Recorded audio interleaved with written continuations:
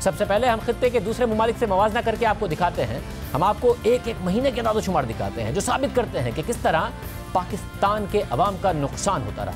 रवा साल जनवरी में जब पाकिस्तान में महंगाई 14.6% थी, जो दुनिया में सबसे ज़्यादा थी, उस वक्त भारत में महंगाई 7.5%, बांग्लादेश में 5.5% और श्रीलंका में 5.7% थी। यानी खित्ते के ममालिक के मुकाबले में पाकिस्तान में महंगाई दुगनी से भी ज़्यादा थी। फिर जब फरवरी में पाकिस्तान में महंगाई 12.4% हो गई, यानी फिर खित्ते में महंगाई पाकिस्तान से आधी थी।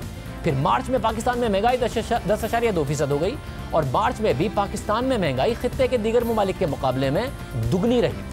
अप्रैल में भी पाकिस्तान में महंगाई खित्ते के दीगर ममालिक से ज़्यादा रही। मई में पाकिस्तान में महंगाई 8.2% हुई, तो भारत में अप्रैल के मुकाबले में महंगाई में बड़ी कमी आई। भारत में महंगाई 6.2% हो गई, जबकि बांग्लादेश में 5.3% और श्रीलंका में 4% थी।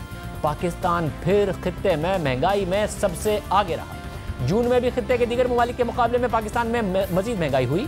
जुलाई में भी पाकिस्तान में महंगाई खित्ते के दीगर ममालिक के मुकाबले में ज़्यादा रही। अगस्त में फिर खित्ते में महंगाई में पाकिस्तान सबसे आगे रहा और इसी तरह सितंबर में पाकिस्तान में महंगाई एक बार फिर से बढ़ी और बढ़कर 9% हो गई, जबकि भारत में 7.3%, बांग्लादेश में 5.9% और श्रीलंका में 4% रही। पाकिस्तान फिर महंगाई में आगे रहा। यानी टोटल महंगाई में कोई एक महीना ऐसा नहीं है जिसमें पाकिस्तान में महंगाई खित्ते के ममालिक से कम रही हो। फिर भी हुकूमत महंगाई का इल्ज़ाम दुनिया भर में कीमतों में इजाफे को दे रही है। अब फूड इन्फ्लेशन यानी खाने पीने की चीज़ों की कीमतों में इजाफे का मवाजना करते हैं। पहले वो ग्राफ देखिए जो खुद हुकूमती वजीर हम्माद अजहर ने ट्वीट किया कि कोरोना के बाद बैनुल-अक़वामी खाने पीने की कीमतों में इजाफा हुआ है। दीगर वज़रा ने भी खाने पीने की कीमतों में इजाफे की वजह बैनुल-अक़वामी कीमतों को करार दिया, मगर गौर से देखिए हम्माद अजहर साहब के शेयर किए गए ग्राफ के मुताबिक कोरोना के बाद तो इस साल के पहले 6 महीने में जून तक खाने पीने की कीमतों में बेपनाह कमी आई। इसी तरह स्टेट बैंक ने सितंबर में जारी होने वाली अपनी मॉनेटरी पॉलिसी रिपोर्ट में बताया कि महंगाई में इजाफा हुआ, जिसकी वजह सप्लाई में रुकावट बनी, यानी सप्लाई के मसाइल और बद इंतजामी की वजह से पाकिस्तान में महंगाई में इजाफा हुआ। यानी हुकूमत की इंतजामी नाकामी की वजह से आवाम को महंगाई भुगतना पड़ी, ना कि बैनुल-अक़वामी कीमतों में इजाफे की वजह से।